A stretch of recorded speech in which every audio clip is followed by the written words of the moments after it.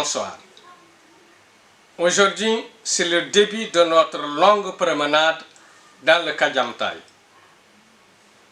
Ainsi, pour mieux comprendre les prestations qui vont suivre, j'ai pensé opportun de commencer par l'histoire du peuplement du Kadiamtaï.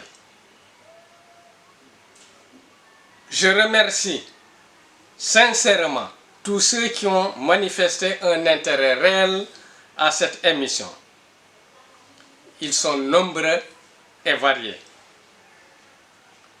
La communauté Diola viendrait de la Guinée-Bissau, plus précisément de la localité appelée Kinara. Dans ce pays, c'est-à-dire en Guinée, elle vivait en harmonie avec d'autres communautés, les Balantes, les Mandingues, les Manjak, les Mankang, etc. Le nom authentique du Diola est Adjamat. Le nom Diolal lui a été donné par les Mandingues. Ce mot Mandingue signifie ceux qui honorent toujours leurs dettes. Mais comme chez tous les peuples du monde, l'envie de découvrir d'autres lieux, les antagonismes, les conflits d'intérêts, les préjugés avérés ou non ont poussé certains de la communauté à quitter la Guinée pour s'installer soit le long de la frontière sénégalo-guinéenne ou aller à l'intérieur du Sénégal. Ainsi, le long de la frontière, on trouve de nombreux villages Diola, comme Kassolol, Elieu, Essoukoudiak, Babera, Kerkhey, Basseor, Edjaten, Boudjing, etc. Ils sont nombreux.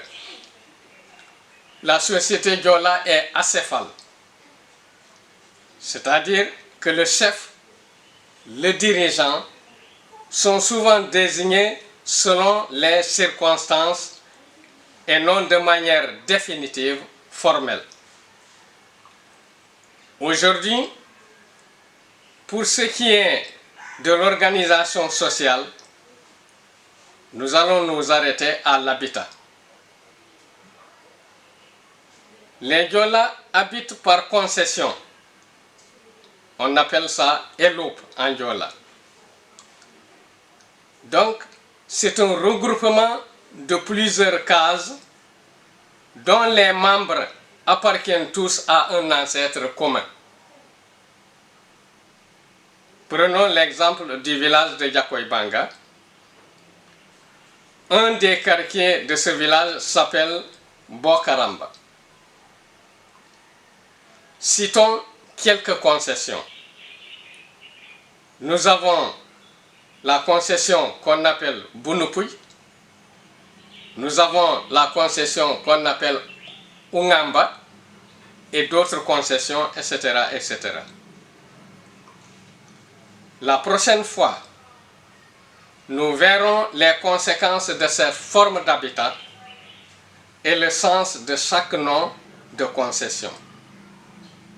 C'est votre ami Ousmane Bakary Sané, directeur de l'école Faïkoli à Bignona, linguiste, poète, archiviste de tradition orale.